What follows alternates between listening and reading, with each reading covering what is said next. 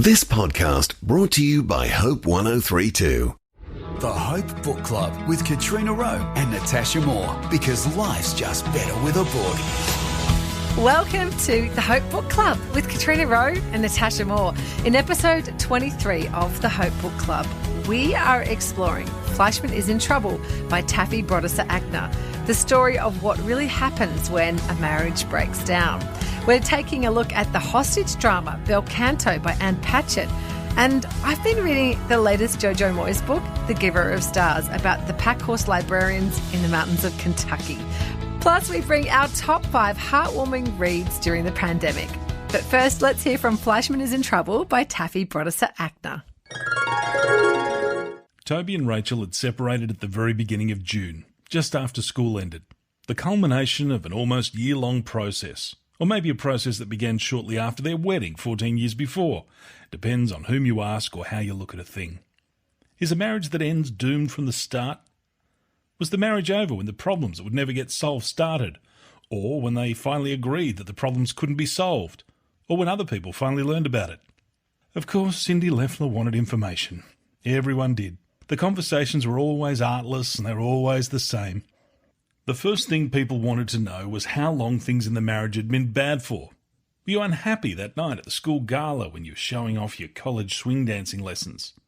Were you unhappy at that bat mitzvah when you took her hand and kissed it absent-mindedly during the speeches? Was I right that at the parent-teacher conferences, when you stood by the coffee and she stood over by the office checking her phone, you were actually fighting?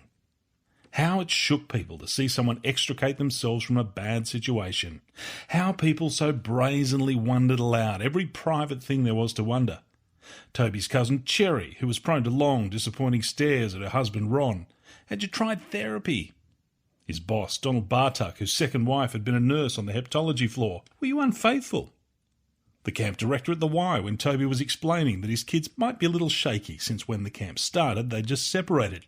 Did you guys have a regular date night? These questions weren't really about him.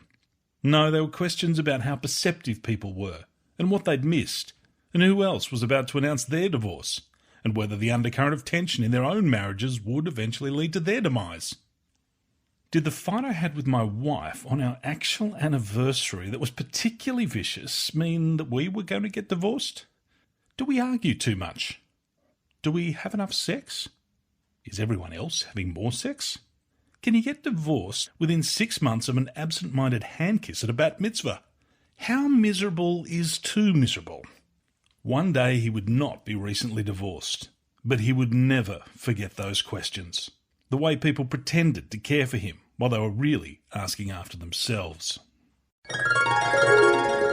That was from Fleishman is in Trouble by Taffy Brodesser-Akner. It's the story of a 41-year-old man, Toby Fleishman, going through a bitter divorce from his wife of 15 years. It explores how men and women relate to each other, both in friendship and in marriage. Natasha Moore is here from the Centre for Public Christianity. G'day, Natasha. Hi, how you doing? Good to have you with us. Hopefully, maybe one day soon we'll be able to do this in person again. What is going on for Toby Fleishman at the start of this novel? A lot is going on for poor Toby. So Toby is going through a divorce from his wife, Rachel, and he's pretty disoriented, I guess. So he's been trying to save his marriage for a long time and it hasn't been working, and now he's kind of feeling relief that it's over. He's kind of, a lot of the book, a bit of a content warning here, focuses on his new life on dating apps, kind of, and hookup culture, particularly among New York divorcees. So, all that is kind of a bit overwhelming and explicit. A bit explicit, but okay. It's kind of overwhelming to him as well, right? He's a bit like, what is going on? I was not this kind of desirable or popular among women when I was, in my early 20s and single. And as a kind of 41-year-old divorced man, he's like, what is going on? This is such a different dating scene. So a lot of it is kind of social observation commentary about that. But it's also that, his relationship with his kids, his daughter entering kind of the awkward teenage phase and being so kind of miserable and harsh, and what it's like to be a teenage girl. And also the kind of New York elite society that they're in. There's a lot of wealth and a lot of kind of superficiality and judginess, and this bubble where things are kind of great, but things are also awful. And it kind of really parses that in an interesting and devastating way. So early on in the novel, his wife, his soon-to-be ex-wife, Rachel, basically disappears. She doesn't show up to pick up the kids when she's supposed to, and he can't find her or get in touch with her. And then it's kind of everything falling apart from there as he tries to figure out what's happened to her and what to do with the kids and stuff like that. What kind of picture does the novel paint of modern marriage, Natasha? Look, not a rosy one, let's say. It's pretty depressing on marriage and on divorce. The reason I read it is first and foremost because it's Taffy Brodesser-Akner's first novel, but she is already a very accomplished writer. For instance, she wrote a thing about Hillsong for GQ several years ago, which is just a brilliant article. She recently wrote a profile of Tom Hanks for the New York Times, and just everything about her writing is wonderful. So I'm like, if she's writing a novel, I'm reading it. I don't really care what it's about. But also I read an article that she wrote about her experience of going around and doing a book tour about her first novel, which is all about divorce, but actually she's married, presumably kind of happily married. But her thing that she's kind of obsessed with is divorce. And she's like, there's a lot of this around and nobody really talks about it, like what the actual experience is like. And so she really wanted to write a book about that. And I think in terms of skewering like marriage dynamics, divorce dynamics, what she kind of calls the black box of what's going on in someone's relationship that people on the outside think they know about but don't really know about. I think all of that is really incisive and kind of devastating, but also fascinating and probably important. The other sort of layer to this novel is that the story about Toby is kind of being told by a woman, one of his friends, who also goes through some kind of growing awareness about the nature of her relationship with Toby. Can you explain how that works and how that plays out in the book? Yeah. So in one sense, I'm not totally sure it does work, to be honest. Even though I love Taffy's writing, and I think the writing in the book is really brilliant. It's a while before you realise that there is a narrator, that it's not just the third person omniscient, that actually it's being told by his friend Libby, who, you know, they were friends back from when they were 20 years old, but they've fallen out of touch, and then kind of, you know, he's trying to reconnect with friends while going through his divorce. So she kind of comes back into his life and it's told by her. But there's kind of a having it both ways thing here, in that we learn a lot about Toby and even just the details of his daily life that Libby couldn't possibly know. So it's told both from her perspective and also as though it's an omniscient third person narrator, and kind of wants the best of both worlds, I think.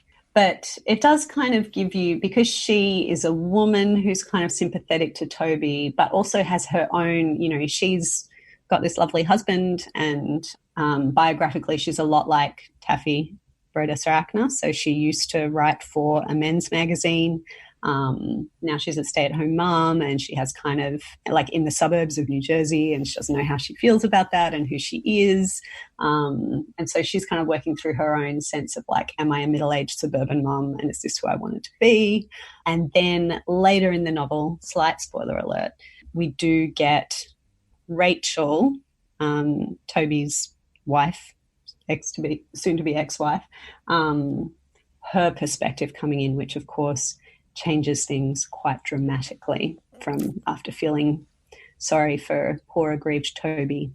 How things actually played out for his wife is a very different story. So we do, I think, having the like women's perspective in there, and all of that being super complicated, I think makes it really, again, not a comfortable read, but a potentially important one. Do any of the characters sort of learn anything about themselves and how their relationships have gotten messed up from all this? That's a good question. I think we learn about them and maybe about us through that. I don't know if we could really say that they learn, because we see inside and therefore we have kind of a wider view from all of them. I think maybe the narrator, Libby, she kind of gets places in terms of like, okay, here's the life I've chosen and here's what I'm doing and why I'm doing it. But, you know, none of that doesn't make any of it easy. That life is still kind of demanding and sometimes rubbish and also glorious, but also mundane. And like I've used the word complicated a lot, but I think that's probably one of the, you know, guiding principles of the book is complexity, that everything's complex and that anger is a natural but very unhelpful response to all the things that go wrong in our lives. Something like that. It sounds kind of depressing to me, Natasha. Like, I don't know if I would want to read that book, just being honest. So what did you like about it? It is depressing. It's also funny. Her writing is very just so talented, like so rich. So especially in kind of painting this picture of the kind of upper crust New York society that they're moving in. So there's this telling moment quite early in the novel where Toby reflects on, you know, a friend of his. So he's a doctor at a New York hospital. He's very successful. He earns, you know, quite a lot of money by most people's standards. But because, you know, his wife has been very, in his view, social climbing and wanting to be part of kind of the country club set, they're in this kind of bracket above their own backgrounds. And, you know, one of the finance guys, one of the other dads at his kids' school says to him, oh, you know, what would you do if your kids came to you and they said they wanted to be a doctor? And it wasn't until afterwards thinking about it that Toby's like, oh, he was implying that would be a bad thing because it's such a dead-end job, like financially speaking, being a doctor. Oh, wow. Okay. Like that's the kind of, you know, milieu that they're in. And so it just kind of like the picture of that I found just like hilarious and kind of horrifying, but in a hilarious way. So even like all the women, the things that they kind of like, even the tops that they wear to the gym, which have all these ridiculous things written on them, like, you know, yoga and vodka, or, you know, brunch so hard, or like these kind of just little needling social observations that you're like, oh yeah, people are ridiculous. And that's all quite fun. So if you like New York and if you like Taffy, which I do, then I'd recommend it to you. Okay. Next is Bel Canto by Anne Patchett. Loosely based on true events, Bel Canto explores the experiences of a group of high-profile diplomats who were held hostage by terrorists. In lockdown together, their relationships and their responses to the situation define who they really are. So how does the hostage situation come about in the novel? Yeah, so I didn't actually realise it was based on a true story until after I'd read it. So I kind of thought it was totally imagined. And the real situation took place in Peru. But in the novel, we're in kind of a non-specified South American country. We're at the vice president's home. There's a big party which has been thrown. It's a birthday party for this Japanese industrialist, Katsumi Hosokawa, and he's been kind of lured out to this country. They kind of want him to invest in the country to bring his kind of company over. He has no intention of doing that, and actually the only reason that he's come is because their bait for the party was that they were getting this famous opera singer, Roxanne Koss, to come and sing. And he is a massive opera fan and he thinks she's just the best singer ever. And so he comes because he wants to hear her sing. So he's brought some people there, a bunch of diplomats there, some other kind of random characters. And just as Roxanne Koss has kind of done her performance, the lights all go out and there are these kind of guerrilla, these rebels, these militants who have kind of made their way into the house and take over. And what they want is to kidnap the president. But the president, as it turns out, didn't come because he wanted to stay home and watch his soap opera. So then they're a bit like, we don't know what to do. So they just take everybody hostage, and then they end up in the standoff for what turns out to be quite some time. They kind of let most of the women go fairly quickly, but they keep Roxanne Koss, the opera singer, and they enter this period of everybody living together in the vice president's mansion. Wow. So how do the various characters react to this strange situation that they find themselves in? Well, this is what's really fascinating about this novel, right? So it should be this kind of terrible, stressful, miserable situation. And in some ways it is, you know, these people are being held hostage. But because of a number of factors, partly because the terrorists are like total amateurs and they don't really know what they're doing. And once their plan goes awry, they don't really know what to do and what to ask for. So, you know, the army's outside, this Red Cross negotiator comes in and out, but they don't really know what to ask for. And no one wants to storm the place and kind of kill hostages. And also they don't really want to kill hostages either. That was not their intention at all. And then, of course, the hostages themselves, you know, the like French ambassador, this Japanese CEO and his lovely young translator, this guy, Jan, who is very, very talented. And he's the only one in the house who speaks all the languages. There are these Russians, there's, you know, people who speak Spanish, but nobody speaks kind of more than one language. So he has to go between everybody. And you end up with this kind of like they're all fraternizing, like the terrorists and the hostages. Various people fall in love, and they also kind of enter into this timeless state where, you know, they used to be executives at companies and be super busy all the time and have this like responsibility-laden life, but suddenly they have nothing to do all day and they just have to be there. And it's, for some of them, a bit lovely, weirdly so. So this is kind of like lockdown during coronavirus. Well, it is a bit like, you know, obviously it's a terrible situation. Like the hostage thing is a terrible situation, a global pandemic, terrible situation. But for some people, I guess you could kind of experience it as a release from ordinary life. Everything is cancelled. Like it's time to slow down. They're remote from the real world. Nothing is required of them. They can do nothing. They can learn a language. They can think about what they actually care about in life and just pay attention to the little things that are beautiful or interesting. And so it's kind of actually really beautiful. And this just period of their lives that they'll look back on later as quite special and quite different from everything else they've been through. It sounds a bit like a highbrow version of The Breakfast Club. So I'd love to read that essay. Katrina, you should write that. Now, it's called Bel Canto. That's an operatic term. Does music play a role in the novel?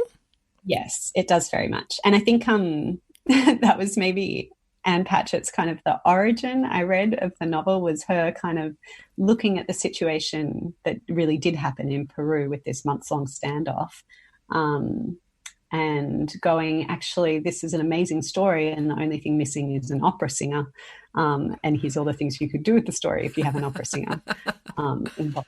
Because she is held captive with actually just all these men. There's kind of, she's the focal point of the whole thing, for everyone, for the terrorists and for the hostages. And just her singing is just this unearthly, beautiful, amazing thing, which, you know, there are huge opera fans there. There's this priest who happened to be there because he was a big fan of hers. There's the rebels. There are these teenagers who have come from kind of abject poverty and have never heard anything like this, and what it does for them to kind of hear like this form of music and culture that they just had no idea existed. So that kind of like runs through and transfigures the whole novel, and I guess goes a long way towards the sort of magical realism, like magical bubble feel of the whole thing. So it's a really beautiful book. I really recommend it. I think it's an everyone book. Okay. I thought it was lovely. Okay. So Look, so far we're here, we're alive, we've survived a global pandemic. I think we need feel-good books. So, Natasha, I've asked you, and I've done it as well, to put together a top 5 of books that make you feel good, heartwarming books, books that make you love being alive and make you love reading. So, what's your first choice? Okay, so this was hard, right? It was hard to do just 5, but it's also like, am I picking books that are all too similar? Are these too obvious? Are they too obscure? So, we're just going random 5 here, right? So number 1. It doesn't have to be that 5 is the least and 1 is the best or anything like that. It's Okay. Here's the one I have to say, which is Guernsey, obviously. The Guernsey literary and potato peel pies. Yeah, that was mine. That was there as well for me. Yeah, I thought you might have that one too. Yeah, I think we should just get that out of the way. Well, I sort of put that with a slash because I thought Natasha's going to pick that for sure. So it is in my list. But as an alternative choice, I put Anne of Green Gables. Because I just think you can read that anytime, any age. It's delightful. When you read it, you'll think, oh, I'd forgotten how good this is. Yeah, and it'll make you feel good about life. So my next one, and we've talked about this not so long ago, but I just think it is so delightful, is Heartburn by Nora Ephron. It's just so much fun. Oh, nice. So, that's interesting. So mine is Leanne Moriarty, What Alice Forgot. Because I had that as a backup option. Oh, really? Well, see, I chose that one for now because I think one thing about lockdown, if you are in a relationship, like a romantic relationship, it can be a little bit testing or it could really enhance your relationship. It could go either way, because you're sort of stuck with each other a lot more than usual and you don't get those breaks from, going out with other people and that sort of thing. And I felt like this book, What Alice Forgot, could help you make better choices in your relationship because that was what I got out of that book. I sort of got that, the choices they made, they played out in these ways, and it's a wake-up call. I thought it would be a really helpful read at this time. It's fun too. Aww. Yeah. Okay, so here's my next one. It's a bit random. Mm-hmm. It's this book that I just stumbled across, and I think there's a whole series of them, but I've only read one. It's called Pomfret Towers. It's by Angela Thirkell. It's from kind of the 1930s maybe. And it's kind of one of those like aristocrat, like weekend house parties, like, the local girl goes to stay at the big house and there's all this, the young people hanging out and people pairing off or, who they're expected to marry and and it's just not that there's no friction, but like there's no kind of like, oh no, and it's just the whole thing is lovely. The whole thing is kind of delightful and easy to read and the characters are great and it's no pain. That's fun. Nice. Well, I've gone the opposite. I've gone for a bit of pain because I feel like this book is the antidote to loneliness. If you are living in a small apartment by yourself, working from home in lockdown and feeling a little bit lonely, because maybe you weren't able to go to work or you weren't able to get out and do stuff. I felt like Eleanor Oliphant is Completely Fine would be a great pick because it helps you realise how rich your life is, even if you have 1 or 2 good friends. Interesting. See, now I'm thinking about revising my list. I'm going to drop in one that's indirectly heartwarming. Okay. Yeah. H is for Hawk by Helen MacDonald, which is actually about grief and loss, and it's about training a hawk. But I think, like, you've inspired me with the loneliness thing and the kind of processing thing and the kind of feeling isolated thing. I think that's a really fascinating read. And look, it's nonfiction. It's actually a memoir. So we should have one of those in there. There you go. Sure. Well, mine is also nonfiction, my next pick, and it's Any Ordinary Day by Lee Sales. This book details the experiences of people who've suffered immense trauma and loss. And I think what's so good is that it's really about resilience and bouncing back from hard times. And I know people have lost jobs and are suffering financial hardship and some people have lost loved ones. So this book, I think, really can give you hope that no matter what the awful traumatic thing is that you've been through, you can recover and you can make and rebuild your life. Good one. Okay, my fifth. It is, so this is a classic. This is a 19th century novel, but not many people know about it, but it's delightful. It's called Miss Marchbanks, but it's spelt Miss Marjorie Banks, but it's said Marchbanks, by Margaret Oliphant. And she has been described as the missing link between Jane Austen and George Eliot. And the whole thing is about, this character, Miss Marchbanks, who kind of, she is just a force to be reckoned with, and she's in this village, but she kind of rules the roost in her house and in the village and just kind of manages everybody's lives. And she is full of energy and kind of a disaster, but also amazing. Well, my choice also features an amazing woman who is also a force to be reckoned with, full of energy, and just a lovely person who restores your faith in humanity. And it is the #1 Ladies Detective Agency series by Alexander McCall Smith, which is, of course, set in Botswana. It features Mara Motswe, and she restores justice. She loves and laughs in a big way. And the book shows you the worst of humanity at times, but also the best of humanity, and the way that having a good person in your life can just make all the difference as she, cares for people and solves their problems in a really hilarious ways. So, yeah, that's a great series. It'll keep you going as long as you need it. You're all about the series. So, yeah, that is my pick. So I've got one more offering for this episode, Natasha, and that is that I have been reading The Giver of Stars by Jojo Moyes. Have you ever read a Jojo Moyes book? No, I haven't read any. Should I have? So I can't tell you about the other books. I mean, I've always been a little bit, I didn't like the premise of Me Before You. I didn't like the idea of it. People can Google that book if they don't know. That's the one where the guy is a quadriplegic and the girl is looking after him. Yes, and he doesn't want to keep on living, and I really struggled with that. As someone who has someone with a disability in their family, I found that a very distressing concept. But it was the book that made her career.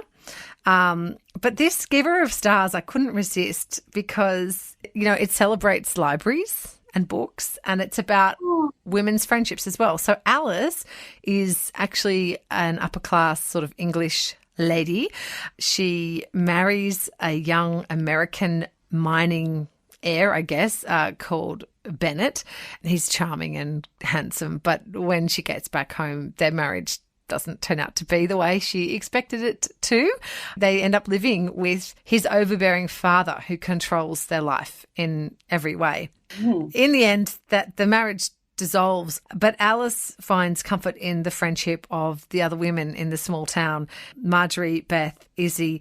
These are the librarians, the packhorse librarians of this little village in Kentucky, and together they ride up into the mountains and they use books to change lives, and it ends up being actually a little bit of it's almost got that John Grisham feel of that sort of country justice when a body turns up. And the town turns against Marjorie, who's kind of been the woman that saved Alice and gave her a second chance at life. And so Alice and her friends have to fight back for Marjorie as well, and fight to clear her name. So, yeah, it's got a lot going on. It's got beautiful friendships. There's kind of romance in there. There's an amazing setting. There's a different time and place. It's set back in the sort of Depression era. It's got this murder element and this justice, powerful people, playing the system, and these women fighting back. Satisfying ending? Yeah, the ending is good. There's a bit of a feminist thing in there too, with women kind of, not letting other people tell them how they should live their lives, Yeah, no, it's really good. It's worth a read, yeah. All right, well, that concludes this episode of the Hope Book Club. In this episode, we have reviewed Fleishman is in Trouble by Taffy Brodesser-Akner. We talked about Bel Canto by Anne Patchett and The Giver of Stars by Jojo Moyes. We'd love to hear from you. If you've got any feedback, email us, bookclub@hopemedia.com.au. And thanks for listening to another episode of the Hope Book Club, because life's just better with a book. Thanks for listening. Start your day with life words. Subscribe to Hope 1032's free daily email devotional at hope1032.com.au.